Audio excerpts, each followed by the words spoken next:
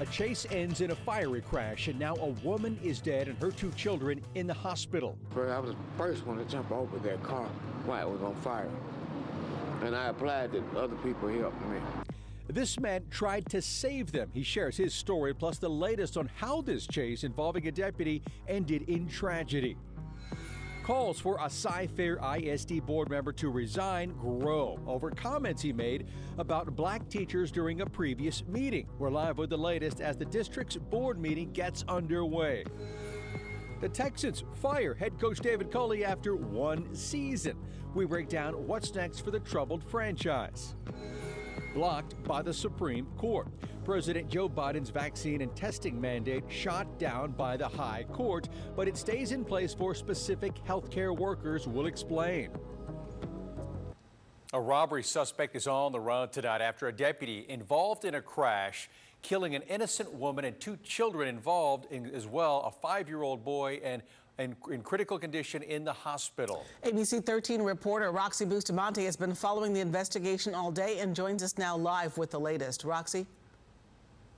Houston Police is now the lead on this investigation, and we have seen detectives out here all day, but also this is where that crash ended. I want to give you a look here. You can still see debris throughout the entire parking lot, and it's pieces of different vehicles, including parts of a tail light.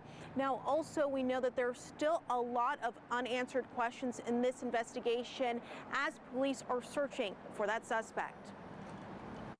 In this surveillance video, you see a Harris County deputy's vehicle caught on fire, barrel through a corner store parking lot, and slam into parked cars, barely missing a man walking nearby. I was the first one to jump over that car while it was on fire. And I applied that other people helped me.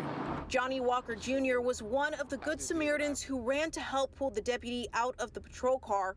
Walker, who happens to be homeless, says he was standing just a couple hundred feet away and was shaken by the incident.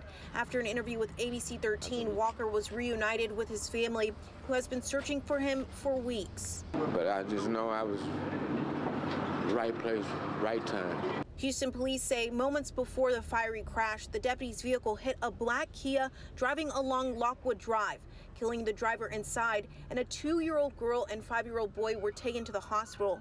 Police say the 5-year-old remains in critical condition. The deputy was also hospitalized. I want to extend our condolences to the family of the deceased female, and we're also praying for the full recovery of the 2 children. This incident all started after a report of an armed robbery at an Exxon station in a nearby CVS off of 59 and Tidwell around 10:45 Wednesday night.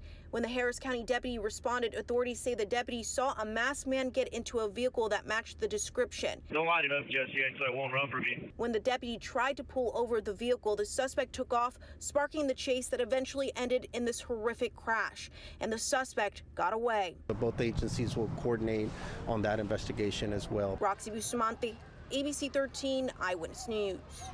We are continuing to monitor this situation in southeast Houston. A hazmat spill several hours ago still affecting 610, the South Loop at I-45. Sky was over the westbound lanes. They remain closed right now, and the cleanup is still causing backups there. We'll have another update on your evening commute in a few minutes. Now to southwest Houston, where police are investigating a premature baby's death. The infant was in a neighborhood along Darlinghurst near Buffalo Speedway, and police tell us a 17-year-old girl gave birth on Monday. They also say the baby died on Monday and was buried near the home. HPD says the teen mom went to the hospital yesterday with abdominal pain. Hospital staff called police. They found the baby's remains in a grave. An autopsy will determine how the baby died.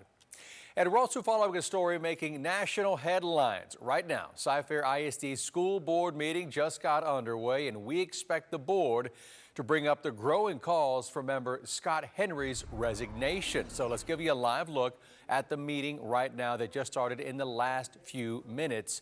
Henry's comments during a previous board meeting went viral after he appeared to link black educators with a higher dropout rate in Houston ISD during a discussion about an audit report on diversity and inclusion.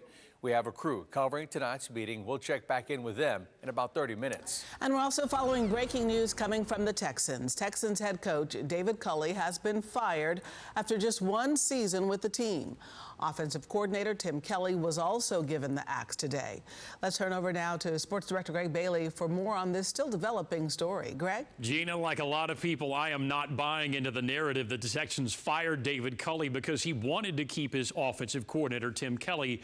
As you mentioned, both men losing their jobs today, despite doing more than could have been expected with a rebuilt roster and a constantly rotating cast at offensive line that was missing Laramie Tunsil at left tackle. Coach Culley actually exceeding expectations with the 4 wins for the Texans, along with the late season emergence of Davis Mills at quarterback. The Texans essentially hired David Culley less than a year ago so they could fire him today. They will let the next head coach have a say in the legitimate part of the rebuilding process. Don't forget, that will include the haul of draft picks received once they trade Deshaun Watson. Now, when it comes to the Texans' next head coach, fans having a lot of fun with the declaration from the CEO, Cal McNair. Remember, we do not consider ourselves Patriot South. Well, 45-year-old New England assistant Gerard Mayo already named as a top candidate here in Houston.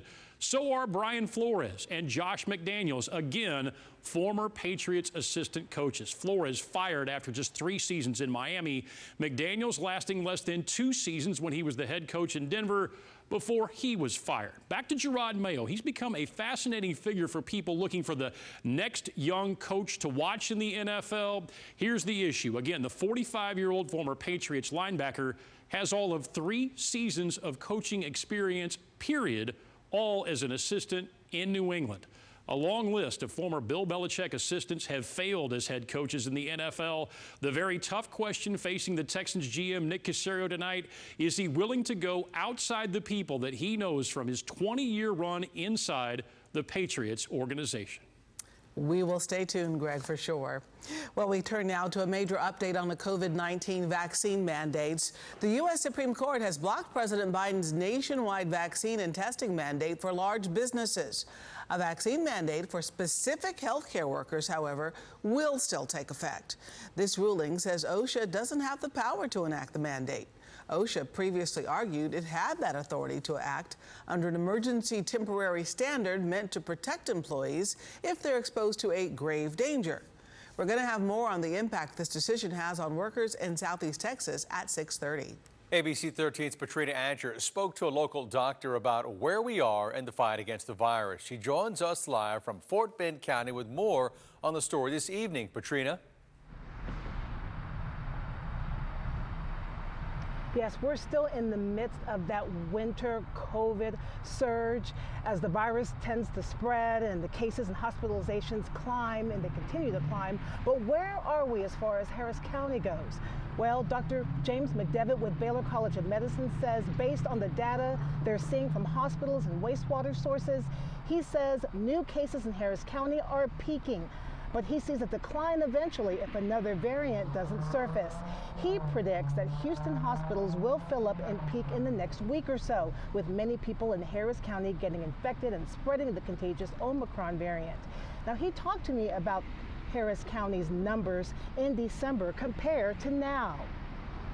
Disease incidence at that time was 36 cases per day per 100,000 population over a 7-day period. That's what the CDC follows. That number went up to 1,800 per day, which means that if you're in a restaurant or if you're in Starbucks or if you're walking around the grocery store and you bump into somebody else, that person is 30 to 50 times more likely to be carrying COVID-19 and spreading COVID-19 today as they were in the beginning of December. We could be getting close to the end of the worst of this. I think COVID will always be with us. It will be endemic, like flu, like rhinovirus, like other respiratory viruses. It will always be in the background, but not to the extent that it's caused all the problems we've seen.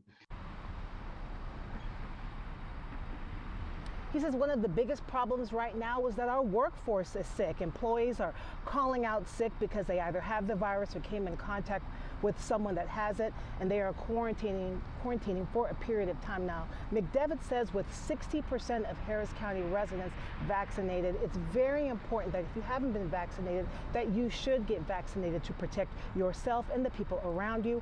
Wear a mask when you're in public places, and if you are sick, don't go to work. Reporting live in Fort Bend County, Katrina Adger, ABC 13 Eyewitness News.